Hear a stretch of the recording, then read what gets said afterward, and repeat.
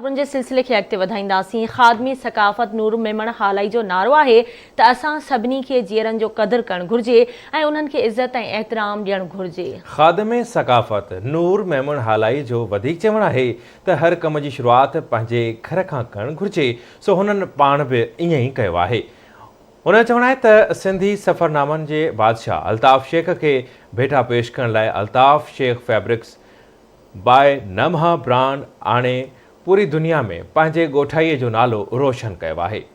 ख़ादमे सकाफ़त नूर मेमण हालाई पारां समूरी सिंध जे जीअरनि सां निहमंदनि खे भेटा पेश करण जो सिलसिलो जारी रखण जो पिणु अज़्म वरजायो वियो आहे।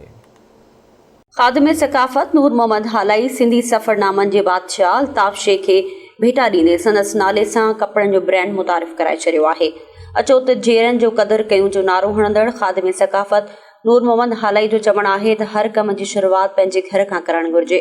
संदसि चऊं त हुन पंहिंजे ॻोठाई ऐं सिंधी सफ़रनामनि जे बादशाह अल्ताफ शेख खे भेटा ॾियण लाइ Altaf Shaikh fabrics by Nimha brand मुतारिफ़ कराए सिंध जे जीअरनि उमल किरदारनि खे भेटा ॾियण जी शुरूआति करे छॾी आहे।